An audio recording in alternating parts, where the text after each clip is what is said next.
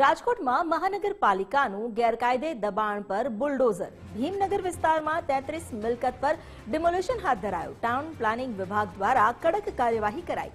Vigilance શાખાની team, ચુસ્ત police બંદોબસ્ત પણ તૈનાત કરાયો. ગેરકાયદે દબાણ દૂર કરી જમીન ખુલ્લી કરવામાં આવી.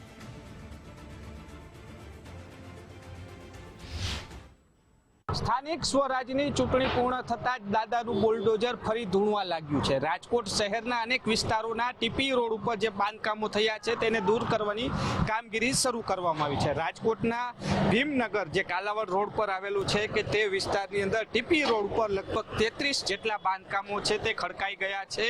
તેને દૂર કરવાની કામગીરી છે વહેલી સવારથી જ શરૂ કરવામાં આવી છે. પોલીસ બંદોબસ્ત સાથેની આ કામગીરી છે તે શરૂ થઈ રહી છે. આ દ્રશ્યો સીધા જ જોઈ રહ્યા છો ભીમનગરથી છે કે જ્યાં લગભગ 3 જેસીબી પોલીસ કાફલો, વિજિલન્સની ટીમ સહિતનો કાફલો છે તે અત્યારે અહીં પહોંચ્યો છે. તમામ લોકોને દૂર રાખી અને જે વધારાનું બાંધકામ એટલે કે ટીપી રોડને નડત બાંધકામ છે તે દૂર કરવાની કામગીરી છે તે શરૂ કરવામાં આવી છે. સાથે જ ફાયર બ્રિગેડના જવાનોની ટીમ છે તેને પણ ખડે પગે છે તે રાખવામાં આવી છે.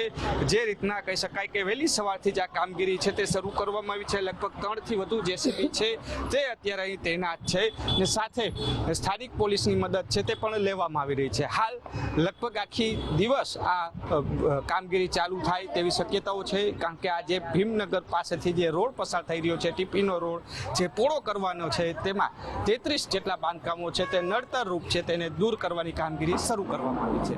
કેમેરા પર્સન દેવજી રંગારિયા સાથે રહીમ લાખાણી, ગુજરાત ફર્સ્ટ, રાજકોટ.